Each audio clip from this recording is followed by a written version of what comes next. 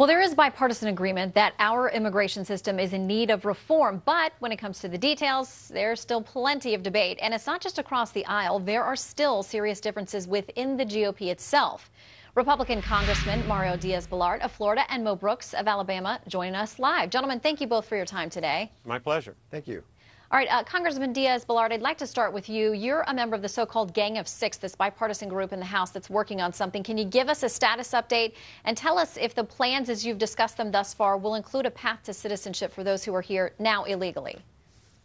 Shannon, I unfortunately can't give you details of what we're working on, but I can tell you this, that we are moving forward with hopefully a proposal that will secure the borders of the United States finally and for sure, and not a wink and a nod, but an enforceable border security that will help our economy, that will protect the rule of law, that will deal with the folks that are here in a way that does not violate the rule of law, the rights of those who have done things legally or will do things legally in the future. So that's our goal. And we have to remember this. In order to secure the borders of our country, which we have to do, which we must demand that we do, we have to pass legislation, and it has to be enforceable. We have a president who enforces laws as, well, frankly, kind of rather selectively, and I'm being, I think, kind to him. So it has to be border security that is enforceable, that is enforced. But in order to get all of this done, we have to pass legislation. All right, Congressman Brooks, based on what you're hearing from your colleague there who's a member of the Gang of Seven, not Six, does that reassure you? Do those sound like the contours of something you could vote for? None whatsoever. There were so many statements that were made that I disagree with. I really don't know where to begin. First and foremost, we need to understand the situation that we're in. We have an immigration policy because we've had a White House that refuses to enforce the law. There's not anything that we're going to be able to pass through Congress, anything substantive that the Senate's going to agree to that's going to force this White House or any White House to secure our borders. Second, the laws we have on the books, if they were enforced, we wouldn't have an immigration policy. Instead of talking about amnesty for illegals, we would be talking about tweaking our immigration laws in order to enhance our workforce needs. Dramatically different statements and views concerning all this. Finally, let's bear in mind the magnitude of what we're talking about here.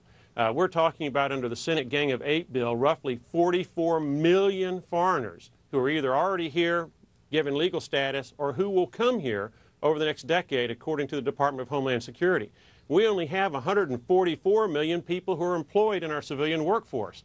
44 million coming in or legalized versus 144 million. You're talking about, even the CBO admits this, rising unemployment over the next decade, a decline in our domestic product per capita, and the situation's only going to get worse. We need to focus on Americans, not foreigners. Now, don't get me wrong. I welcome immigration, but we need to bring in people who are going to add to our society by producing more in taxes than they're going to consume. Very important in the context of these trillion-dollar deficits that have been racked up under this administration. All right, Congressman Diaz-Balart, I want to ask you a couple things. You mentioned that the president has enforced laws. In some ways, there are critics who say, very willy-nilly as he sees fit. He doesn't defend those, or the administration doesn't defend those that they're not interested in defending, and they modify others that they should be enforcing. So with your admission on that front, and also the fact that the Senate bill that's been passed gives a lot of discretion to the Department of Homeland Security Secretary, and now we'll be getting a new one, would you insert in your measure, or something that you could vote for in the House, tougher teeth so that there is enforcement that would be forced? Some of that discretion may be taken away from the DHS secretary? Oh, no, that discretion is not acceptable because we have a president who, again, selectively enforces legislation. So that is not acceptable. But here's a couple of facts. And look, I really like and respect Mo. But just for example, about 40% of the folks who are here undocumented came here legally. But we don't have a way to track them down when they leave. So that's current law. Are we happy with that? Are we going to accept that? There's nothing to enforce there because current law, frankly, doesn't provide for a system that is workable. There's supposed to be a system there. It's not workable. It's not there. Now, what we must do is have laws that are enforceable, real border security. And here's another fact, whether we like it or not. Look, there are, 10 or 11 million people who are here undocumented. 40% got here legally, never left. The rest probably just walked or came across the border. What are we going to do? Are we going to just pretend that they're not here? That, in effect, is amnesty. Now, I will tell you this. In our group, we are not talking about amnesty. We are not looking at amnesty. We're not supporting amnesty. What I think is important is to secure the borders, and yes, knowing that we have a president who frankly doesn't really enforce the law. So is there a way to, with triggers, make it that it's automatically enforced? And I think there are ways to do that. Number two is, let's make sure that it helps our economy. Number three is, let's protect the rule of law. But the reality is this: we have two choices. We can leave status quo that has allowed millions of people to come illegally to the United States, or we can change that.